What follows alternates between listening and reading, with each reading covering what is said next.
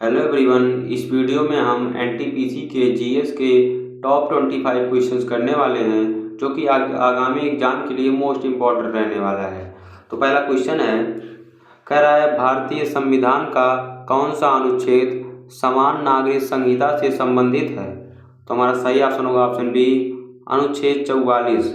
यह राज्य के नीति निर्देशक तत्वों यानी डीपीएसपी के अंतर्गत आता है। इसका उद्देश्य पूरे देश में सभी नागरिकों के लिए एक समान व्यक्तिगत कानून लागू करना है। गोवा भारत का एकमात्र ऐसा राज्य है जहां समान नागरिक संहिता लागू है। अनुच्छेद 40 ग्राम पंचायतों के गठन से संबंधित है। अनुच्छेद 50 कार्यपालिका से न्यायपालिका के पृथक्करण की बात करता है। अनुच्छेद 51 अंतर्राष्ट्रीय शांति और सुरक्षा को बढ़ावा देने से संबंधित है। अगला क्वेश्चन है, कह रहा है शुष्क बर्फ किसका ठोस रूप है। तो हमारा सही ऑप्शन होगा ऑप्शन सी, कार्बन डाइऑक्साइड। यह सीधे ठोस अवस्था से गैस अवस्था में बदल जाती है जिसे हम ऊर्ध्वपातन कहते हैं। इसका तापमान बहुत कम होता है। इसका उपयोग खाद्य पदार्थों को ठंडा रखने और शिपिंग के दौरान किया जाता है। यह सामान्य बर्फ की तरह गीली नहीं होती, इसीलिए इसे शुष्क बर्फ कहते हैं। रंगमंच और फिल्मों में कृत्रिम धुआं पैदा करने के लिए इसका प्रयोग होता है। इसे उच्च दाब पर संकुचित करके बनाया जाता है। अगला क्वेश्चन है, कह रहा है हम्पी के अवशेष किस मध्यकालीन साम्राज्य की राजधानी थे। तो हमारा सही ऑप्शन होगा ऑप्शन बी, विजयनगर साम्राज्य। विजयनगर साम्राज्य की स्थापना 1336 में हरिहर और बुक्का नामक दो भाइयों ने की थी। हम्पी कर्नाटक राज्य में तुंगभद्रा नदी के किनारे स्थित है। विट्ठल मंदिर और विरूपाक्ष मंदिर हम्पी के प्रमुख आकर्षण हैं। इसे 1986 में यूनेस्को विश्व धरोहर स्थल घोषित किया गया था। कृष्णदेवराय विजयनगर साम्राज्य के सबसे शक्तिशाली और प्रसिद्ध शासक थे। हम्पी के रथ मंदिर की आकृति भारतीय 50 रुपये के नोट पर अंकित है।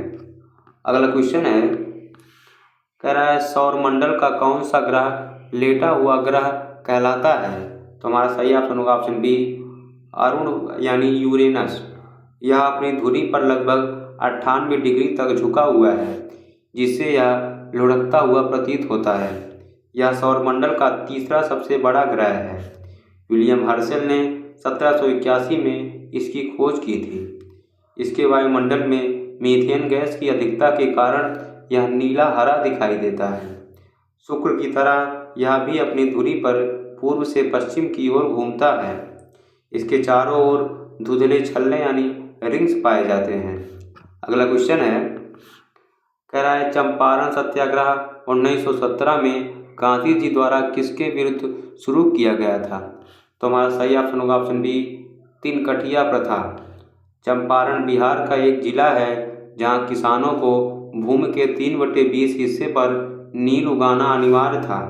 राजकुमार शुक्ला ने गांधी जी को चंपारण आने के लिए आमंत्रित किया था। यह भारत में महात्मा गांधी का पहला सविनय अवज्ञा आंदोलन था। इस आंदोलन की सफलता के बाद रविंद्रनाथ टैगोर ने गांधी जी को महात्मा की उपाधि दी थी। डॉक्टर राजेंद्र प्रसाद और जे.बी. कृपलानी ने भी इसमें गांधी जी का साथ दिया था।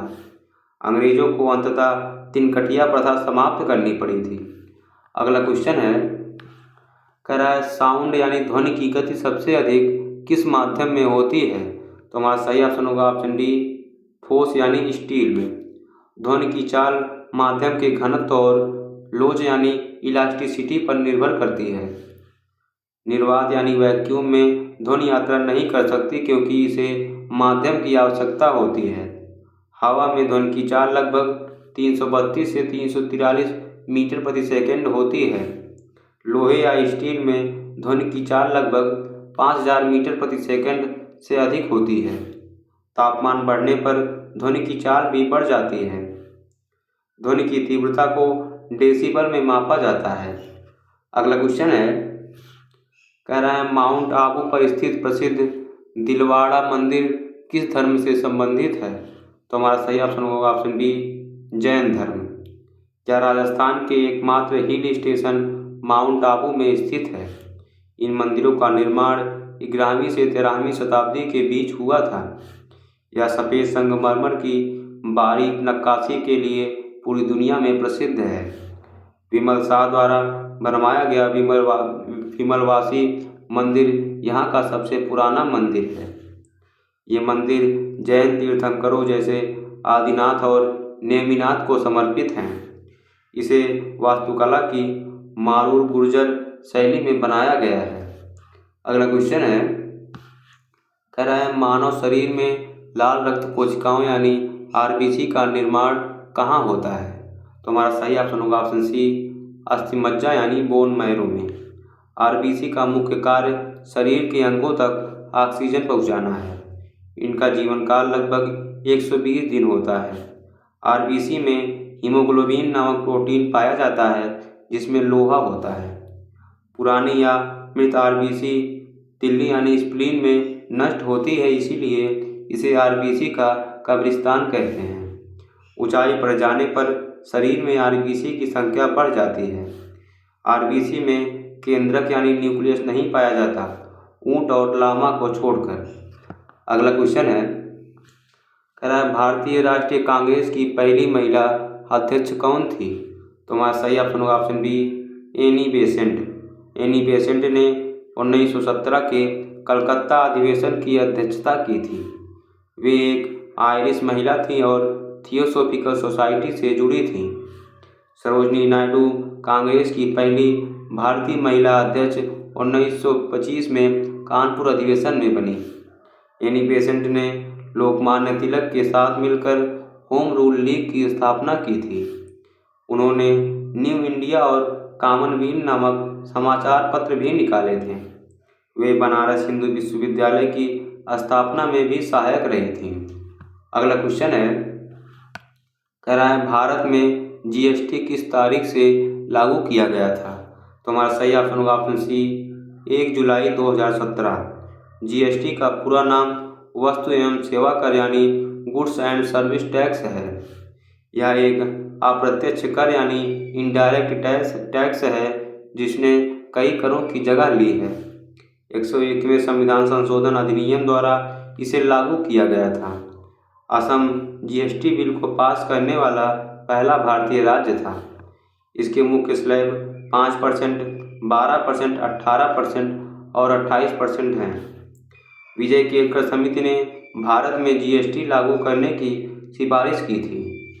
अगला क्वेश्चन है, कह रहा है एशियाई शेर का एकमात्र प्राकृतिक आवास भारत के किस राज्य में है? तो हमारा सही ऑप्शन होगा ऑप्शन सी गुजरात। गिर राष्ट्रीय उद्यान एशियाई शेरों के लिए पूरी दुनिया में प्रसिद्ध है। ये शेर केवल सौराष्ट्र क्षेत्र के जंगलों में पाए जाते हैं। गिर को 1975 में राष्ट्रीय उद्यान घोषित किया गया था। यहाँ शेरों की सुरक्षा के लिए गिर लायन प्रोजेक्ट चलाया जा रहा है। मध्य प्रदेश का कूनो नेशनल पार्क चीतों के लिए पुनर्वास के लिए सब खबरों में था। पश्चिम बंगाल का सुंदरवन रॉयल बंगाल टाइगर के लिए जाना जाता है। अगला क्वेश्चन है, कह रहा है विद्युत शक्ति यानी इलेक्ट्रिक पावर की एसआई इकाई क्या है? तो हमारा सही ऑप्शन होगा ऑप्शन बी वाट। शक्ति कार्य करने की दर को कहते हैं। P बराबर W/T। 1 किलोवाट बराबर होता है 1000 वाट। व्यावसायिक इकाई किलोवाट घंटा है जिसे सामान्यतः 1 यूनिट कहा जाता है। एक आशुशक्ति यानी 1 हॉर्स पावर बराबर 746 वाट होता है। जूल कार्य और ऊर्जा की एसआई इकाई है। एम्पियर विद्युत धारा को मापने की इकाई है। अगला क्वेश्चन है, कह रहा है अकबरनामा पुस्तक के रचयिता कौन थे? तो हमारा सही ऑप्शन होगा ऑप्शन सी अबुल फजल। अबुल फजल अकबर के नवरत्नों में से एक थे। अकबरनामा मुगल सम्राट अकबर की आधिकारिक जीवनी है जो फारसी में लिखी गई है। इस पुस्तक का तीसरा भाग आईने अकबरी कहलाता है। इसमें अकबर के प्रशासन, सेना और राजस्व व्यवस्था का विस्तृत वर्णन है। अबुल फजल की हत्या शहजादे सलीम यानी जहांगीर के कहने पर वीर सिंह बुंदेला ने की थी। राजा टोडरमल अकबर के प्रसिद्ध वित्त मंत्री राजस्व सुधारक थे। अगला क्वेश्चन है, कह रहा है सफ़ेद कोयला किसे कहा जाता है? तो हमारा सही ऑप्शन होगा ऑप्शन बी, जल विद्युत। बहते पानी से उत्पन्न बिजली को सफ़ेद कोयला कहा जाता है क्योंकि यह कोयले की तरह प्रदूषण नहीं फैलाता। यह ऊर्जा का एक नवीकरणीय यानी रिन्यूएबल और स्वच्छ स्रोत है। भारत का पहला जल विद्युत संयंत्र दार्जिलिंग सिद्रापोंग में 1897 में स्थापित हुआ था। टिहरी बांध भारत की सबसे बड़ी जल विद्युत परियोजना है। यूरेनियम को एलोकेक कहा जाता है। कोयले को काला हीरा या दफन धूप भी कहा जाता है। अगला क्वेश्चन है, कह रहा है राज्यसभा का प्रदेश सभापति कौन होता है? तो हमारा सही ऑप्शन होगा ऑप्शन सी, उपराष्ट्रपति। भारत का उपराष्ट्रपति राज्यसभा की बैठकों की अध्यक्षता करता है। उपराष्ट्रपति राज्यसभा का सदस्य नहीं होता, फिर भी वह उसका सभापति होता है। अनुच्छेद 64 के तहत यह प्रावधान किया गया है। उसे राज्यसभा के सभापति के रूप में ही वेतन मिलता है। डॉक्टर सर्वपल्ली राधाकृष्णन भारत के पहले उपराष्ट्रपति और राज्यसभा के पहले सभापति थे। मतदान के समय बराबर मत होने पर सभापति निर्णायक मत यानी कास्टिंग वोट दे सकता है। अगला क्वेश्चन है, कह रहा है तितली और मक्खी किस संघ यानी फाइलम के अंतर्गत आते हैं? तो हमारा सही ऑप्शन होगा ऑप्शन सी, आर्थ्रोपोडा। यह जंतु जगत का सबसे बड़ा संघ है। इनके शरीर में जोड़दार पैर यानी ज्वाइंट लेग पाए जाते हैं। इनका शरीर 3 भागों में सिर, वक्ष और पेट में बटा होता है। इनके शरीर के ऊपर काइटिन का बना हुआ ठोस बाहरी कंकाल होता है। बिच्छू, केकड़ा, मकड़ी और झींगा भी इसी संघ के सदस्य हैं। कीटों यानी इंसेक्ट के अध्ययन को एंटोमोलॉजी कहा जाता है। अगला क्वेश्चन है, कह रहा है नाबार्ड की स्थापना किस वर्ष की गई थी? तो हमारा सही ऑप्शन होगा ऑप्शन बी, 1982 12 जुलाई को। इसका पूरा नाम राष्ट्रीय कृषि और ग्रामीण विकास बैंक है। इसकी स्थापना शिवरमन समिति की सिफारिश पर की गई थी। इसका मुख्य कार्य ग्रामीण क्षेत्रों में कृषि, लघु उद्योग और कुटीर उद्योगों को ऋण प्रदान करना है। इसका मुख्यालय मुंबई में स्थित है। यह पूरी तरह भारत सरकार के स्वामित्व में है। यह ग्रामीण अर्थव्यवस्था के विकास के लिए शीर्ष वित्तीय संस्था है। अगला क्वेश्चन है, कह रहा है हर्षवर्धन को किस चालुक्य राजा ने नर्मदा के तट पर हराया था? तो हमारा सही ऑप्शन होगा ऑप्शन बी, पुलकेशिन द्वितीय। यह युद्ध लगभग 618 से 619 ईस्वी में लड़ा गया था। इस जीत के बाद पुलकेशिन द्वितीय ने परमेश्वर की उपाधि धारण की थी। इस युद्ध का वर्णन प्रसिद्ध ऐहोल शिलालेख में मिलता है। पुलकेशिन द्वितीय बादामी के चालुक्य वंश का सबसे महान राजा था। इस युद्ध के कारण हर्षवर्धन का दक्षिण की ओर विस्तार रुक गया था। हैंसांग ने भी अपने विवरण में इस महान युद्ध का उल्लेख किया है। अगला क्वेश्चन है, सत्यमेव जयते शब्द किस उपनिषद से लिया गया है? तो हमारा सही ऑप्शन होगा ऑप्शन ए, मुंडकोपनिषद। इसका अर्थ है सत्य की ही विजय होती है। यह भारत के राष्ट्रीय प्रतीक सारनाथ के अशोक स्तंभ के नीचे देवनागरी लिपि में अंकित है। इसे पंडित मदन मोहन मालवीय ने लोकप्रिय बनाया था। मुंडकोपनिषद में यज्ञ की तुलना एक फूटी हुई नाव से की गई है। कठोपनिषद में यम और नचिकेता का प्रसिद्ध संवाद मिलता है। उपनिषदों को वेदांत भी कहा जाता है। अगला क्वेश्चन है, सौरमंडल का सबसे ठंडा ग्रह कौन सा है? तो हमारा सही ऑप्शन होगा ऑप्शन डी, वरुण यानी नेपच्यून। यह सूर्य से सबसे दूर स्थित ग्रह है। इसकी सूर्य से अत्यधिक दूरी के कारण इसका तापमान बहुत कम है। इसकी खोज जोहान गाले ने 1846 में की थी।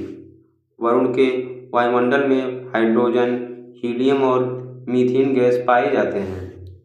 इसके 14 ज्ञात चंद्रमा हैं, जिनमें टाइटन सबसे बड़ा है। यह सौरमंडल का चौथा सबसे बड़ा ग्रह है। अगला क्वेश्चन है, कह रहा है कथकली किस राज्य का प्रसिद्ध शास्त्रीय नृत्य है? तो हमारा सही ऑप्शन होगा ऑप्शन बी, केरल। यह नृत्य अपने जटिल मुखौटों और रंगीन वेशभूषा के लिए जाना जाता है। इसमें पौराणिक कथाओं, रामायण, महाभारत का प्रदर्शन किया जाता है। इसमें पात्रों के चेहरे के भाव और आंखों की गति का विशेष महत्व होता है। मोहिनीअट्टम भी केरल का ही एक और शास्त्रीय नृत्य है। कुचिपुड़ी आंध्र प्रदेश का और भरतनाट्यम तमिलनाडु का शास्त्रीय नृत्य है। कथकली में आमतौर पर पुरुष कलाकार ही महिलाओं की भूमिका भी निभाते हैं। अगला क्वेश्चन है, कह रहा है मधुमेह यानी डायबिटीज रोग किसकी कमी के कारण होता है? तो हमारा सही ऑप्शन होगा ऑप्शन सी, इंसुलिन। इंसुलिन एक हार्मोन है जो अग्न्याशय यानी पैनक्रियाज की बीटा कोशिकाओं से निकलता है। यह रक्त में शर्करा यानी ग्लूकोज की मात्रा को नियंत्रित करता है। इंसुलिन की कमी होने पर रक्त में ग्लूकोज बढ़ जाता है, जिससे डायबिटीज कहते हैं। इंसुलिन की खोज फ्रेडरिक बेंटिंग और चार्ल्स बेस्ट ने की थी।